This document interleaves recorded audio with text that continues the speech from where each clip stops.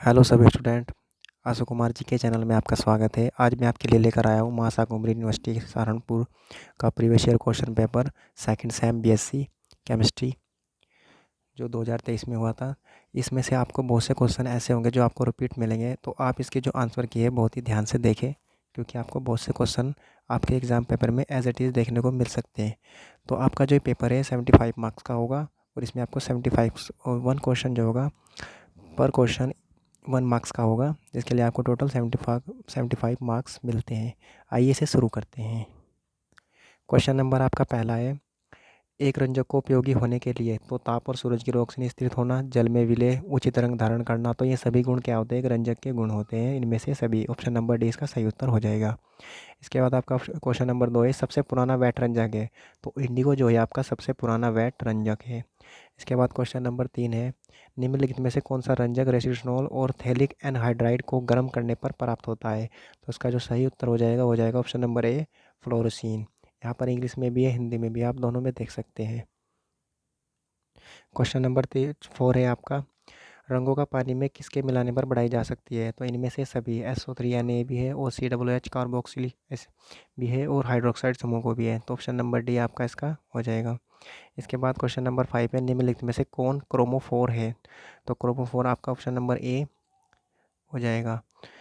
इसके बाद question number 6 है, एक ऑक्सोक्रोम है, तो ऑक्सोक्रोम है तो आपका सभी रंग नहीं उत्पन्न करते, रंग सहायक समूह जब किसी कार्बनिक पदार्थ में क्रोमोफोर के साथ उपस्थित होता है तो रंग को गहन कर देता है।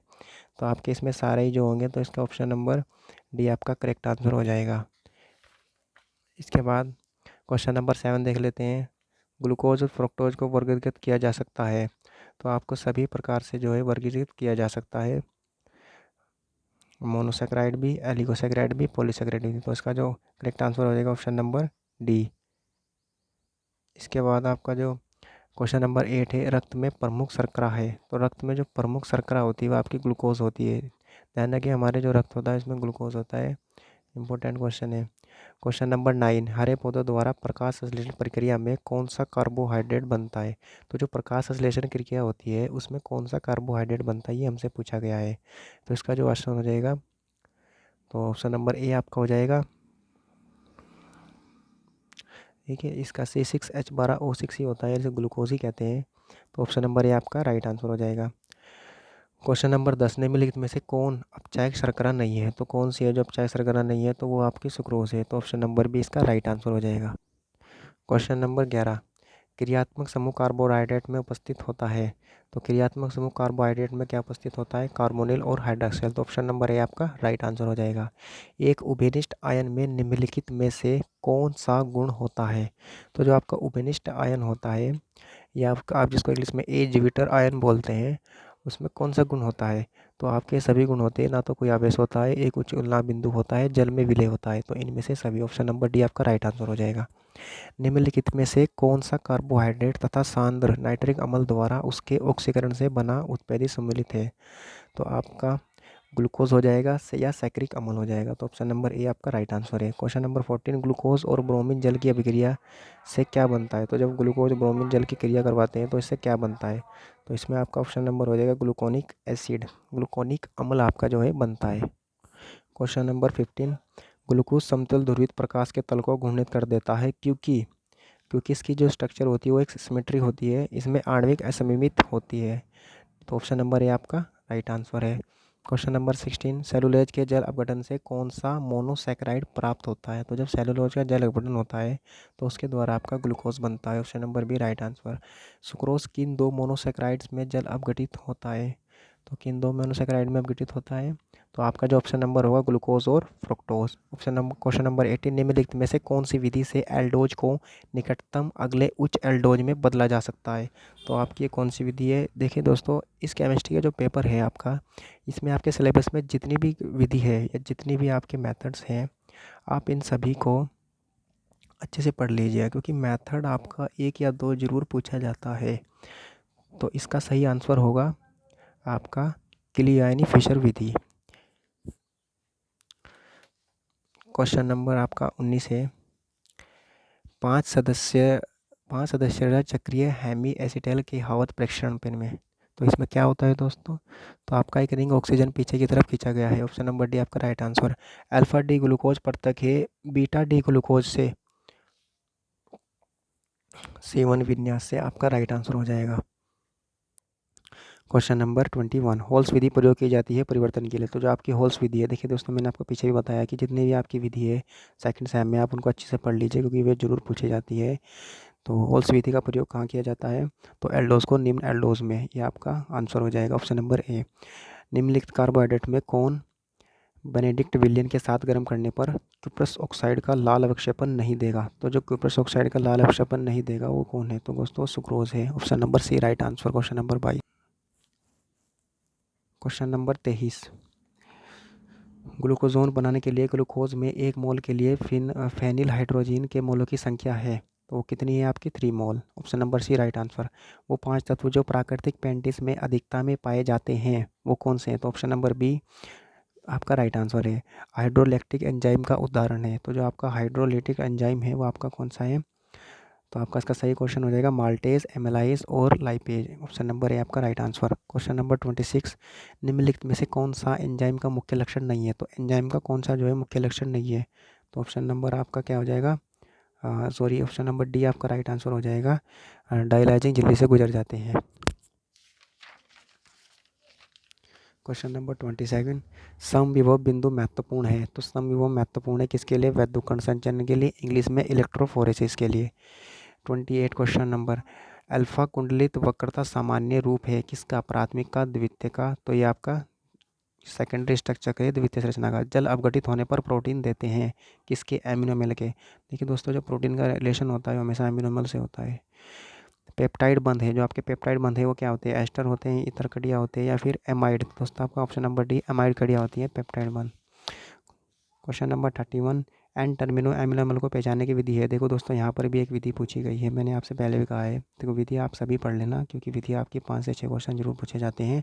तो इसका आपका हो जाएगा सैंजर्स तरीका, डीएनएफ, तो ये तीनों ही तरीके इंपॉर्टेंट, तीनों ही तरीके इसमें इस्तेमाल होते हैं, तो इनमें से सभी। प्रोटीन्स का डाइजेशन में शामिल है, तो प्रोटीन का डाइजेशन में क्या शामिल होता है, तो इसका जो क्वेश्चन नंबर हो जाएगा पेप्टाइड कड़ियों का टूटना, ऑप्शन नंबर भी राइट आंसर। प्रोटीन्स का प्राथमिक संरचना संकेत करता है, तो जो प्रोटीन्स का प्राथमिक संरचना वो क्या संकेत करता है, तो वो आपका जो है एमिनो अम्ल के क्रम को दर्शाता है। वो पदार्थ जो साधारण एंजाइमों द्वारा उत्प्रेरित होते हैं वो कहा जाता है, जो एंजाइमों द्वारा, तो उन्हें क्या कहा जाता है दोस्तों, सब्सट्रेट।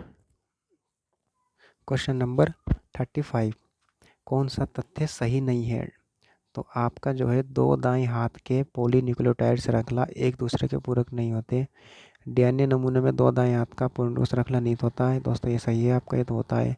तो इसका जो ऑप्शन नंबर होगा ये नहीं, इसका ऑप्शन नंबर बी होगा राइट आंसर, ये नहीं होगा।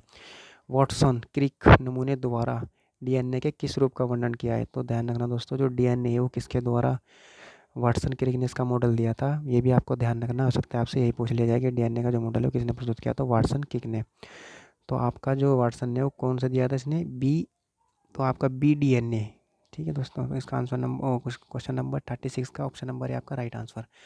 क्वेश्चन नंबर 37, प्रोटीन संश्लेषण के दौरान आनुवांशिक सूचना के हस्तांतरण में अणु महत्वपूर्ण भूमिका निभाते हैं। तो जो प्रोटीन संश्लेषण होता है वो क्या निभाते हैं, आरएनए में, प्रोटीन का रिलेशन आरएनए में। डीएनए अणु के दो कड़ियों को एक साथ रखने के लिए कौन जिम्मेदार है, तो जो डीएनए के अणु है उन दो कड़ियों को एक साथ रखे उसके लिए कौन जिम्मेदार है, तो हाइड्रोजन बॉन्डिंग होती है डीएनए में, ध्यान रखना दोस्तों। और जो आपका आरएनए होता है इसमें आपकी प्रोटीन महत्वपूर्ण भूमिका निभाती है। क्वेश्चन नंबर 39, डीएनए में ग्वानिन की मात्रा के बराबर होती है, तो ग्वानिन किसकी मात्रा बराबर होती है, साइटोसिन की। एटीपी क्या है दोस्तों, तो एटीपी जो आपका है वो न्यूक्लियोटाइड है, वह प्रक्रिया जिसमें एमआरएनए पर उपस्थित जेनेटिक कोड का उपयोग करके प्रोटीन का निर्माण किया जाता है, तो वो क्या कहा जाता है, तो आपका जो है ऑप्शन नंबर अनुवादन आपका हो जाएगा, ऑप्शन नंबर भी राइट आंसर। न्यूक्लियोटाइड में उपस्थित शर्करा अणु है, जो न्यूक्लियोटाइड इसमें उपस्थित शर्करा अणु क्या है, तो आपका pentose, option number C right answer. Nucleic अम्ल बहुलक है, तो न्यूक्लिक अम्ल किसके बहुलक होते हैं स्टूडेंट, तो आपके polynucleotide, option number A right answer. निम्नलिखित में से कौन सा सही नहीं है, तो आपका जो ऑप्शन नंबर डी सही नहीं है, डी राइबोज न्यूक्लिक अम्ल से संबंधित नहीं है, जबकि ये होता है। न्यूक्लियोटाइड में उपस्थित शर्करा इकाई है, जो न्यूक्लियोटाइड है उसमें उपस्थित शर्करा इकाई क्या होती है, तो आपका ऑप्शन नंबर सी, देखिए यहाँ पर मिस्टेक है, या तो हिंदी में मिस्टेक है, आप इधर से देख ले, ईथर, यहाँ पर ए या बी है, तो आपकी ये भी होता है, ये भी होता है। ऑप्शन नंबर सी आपका right answer.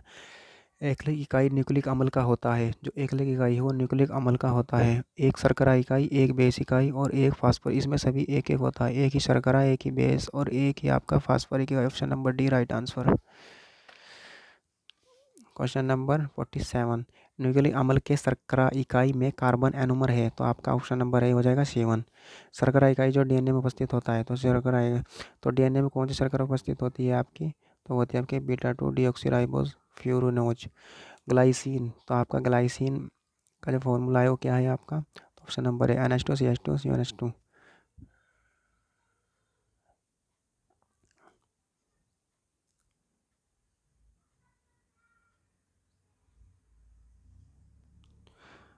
Question number 50, protein है, यहाँ पर लाइट चली गई थी अब आ गई है। प्रोटीन है, तो आपका जो प्रोटीन है वो क्या है, तो आपके प्रोटीन है पोलियमाइड। ऑप्शन नंबर ए 50 का। क्वेश्चन नंबर आपका 51 है, निम्नलिखित में से कौन सा कथन सिद्धांत के अच्छे से वर्णित करता है, तो आपका जो है ऑप्शन नंबर डी हो जाएगा। एक काल्पनिक संरचना के लिए जो दिए गए परिणाम का अगर ये क्वेश्चन ऐसे ही नहीं, आप जरूर याद करके जाए। निम्नलिखित में से कौन सा इस सिंथांग अपलोक का उदाहरण है, तो सिंथांग आपके लिए इंपॉर्टेंट है, इसे आप पढ़ लीजिएगा। 52 का ऑप्शन नंबर आपका हो जाएगा, तो 52 का ऑप्शन नंबर आपका डी हो जाएगा। ये वाली स्ट्रक्चर आपको इम्पोर्टेंट है, ये याद रखना है। निम्नलिखित में से कौन सी दवा का खोज यादृच्छिक स्क्रीनिंग के द्वारा हुआ है, तो आपकी कौन सी दवा है जो स्क्रीनिंग के लिए हुई है, स्क्रीनिंग के द्वारा हुआ है, तो वो आपकी है penicillin. Option number B right answer.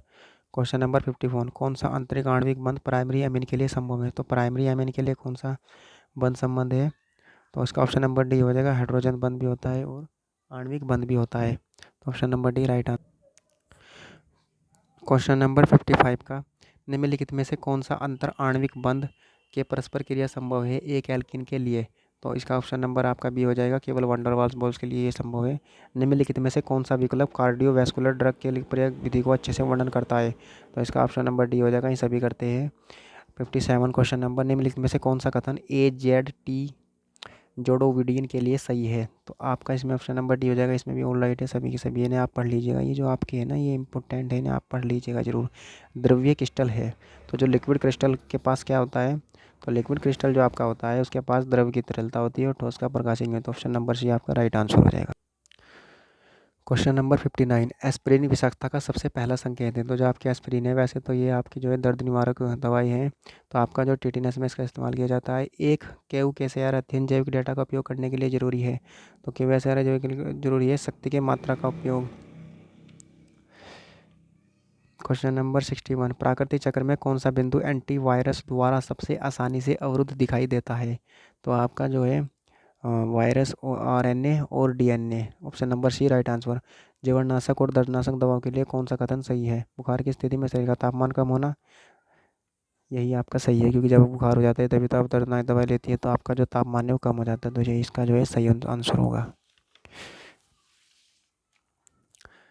अब आपका क्वेश्चन नंबर 63 है, निम्नलिखित में से कौन सा पहला एंटीबायोटिक वैश्विक रूप से संश्लेषण प्रक्रिया के लिए उत्पादित किया गया, तो सबसे पहला एंटीबायोटिक कौन सा था आपका दोस्तों, तो आपका जो सबसे पहला एंटीबायोटिक था, ऑप्शन नंबर सी हो जाएगा आपका क्लोरोमाइसिटिलिन। निम्नलिखित में से कौन सा कवकरोधी दवा है, तो कवकरोधी दवा कौन सा है आपका सल्फोनामाइड, जो आपका कवकरोधी है, इसे एंटी फंगल ड्रग भी कहते हैं। निम्नलिखित में से कौन सा दवा रचना के मुख्य उद्देश्यों से के ड्रग फार्म को डायनेमिक्स से संबंधित नहीं है, जो डायनेमिक्स से संबंधित नहीं है, तो ऑप्शन नंबर डी हो जाएगा ओरल जैव अधिकतमकरण। HIV के लिए दवाओं का संयोजन क्यों आवश्यक है, तो HIV के लिए एंटीबायोटिक, तो इसके लिए संयोजन क्यों हो सकते हैं, उत्परिवर्तन दवाओं के प्रभाव को निश्चित कर देता है, तो ऑप्शन नंबर बी आपका राइट आंसर हो जाएगा।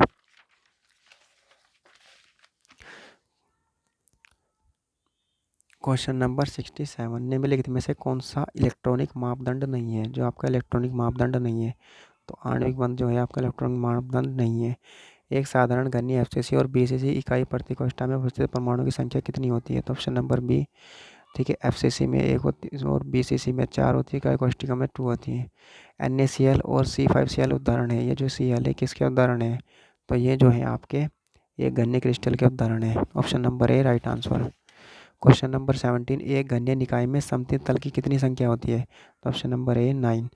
क्वेश्चन नंबर 71, 7C5Cl दोनों अवयवों का सहसंयोजक है, तो 8:8। ऑप्शन नंबर ए आपका राइट आंसर। क्वेश्चन नंबर 72, कौन सा ठोस अवस्था के लिए सत्य नहीं है?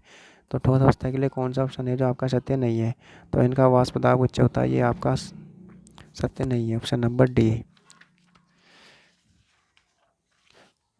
क्वेश्चन नंबर 73, निम्नलिखित में से कौन क्रिस्टलीय ठोस नहीं है? तो आपका ऑप्शन नंबर ए हो जाएगा रबड़। रबड़ क्रिस्टलीय ठोस नहीं है। रबड़ आपकी जो है दबाव पड़ने पर थोड़ी सी जो है कंप्रेस भी हो जाती है और दब भी जाती है। निम्नलिखित में से अनाकार ठोस है, जो अनाकार ठोस है तो आपकी प्लास्टिक है जिसका अनाकार ठोस है। एक्स किरण विवर्तन करने के लिए ब्रैग समीकरण दोस्तों मोस्ट इंपॉर्टेंट है स्टूडेंट, ये हर बार पेपर में आई जाती है। तो इसके लिए जो समीकरण है एल लैम्डा बराबर 2d sin थीटा, इसमें और भी है, इसे आप पूरा पढ़ लीजिएगा। हमारे इस चैनल को सब्सक्राइब करें और ज़्यादा से ज़्यादा लाइक करें और शेयर करें, और उन स्टूडेंट को इसे शेयर करें जिनको इस प्रीवियस पेपर की बहुत ज़रूरत है, जिससे वो लाइक करें शेयर करें। आप जैसे ही हमारे चैनल को लाइक करेंगे सब्सक्राइब करेंगे, हमें मोटिवेट मिलेगा और हम और previous year question paper upload करेंगे। Thanks for watching.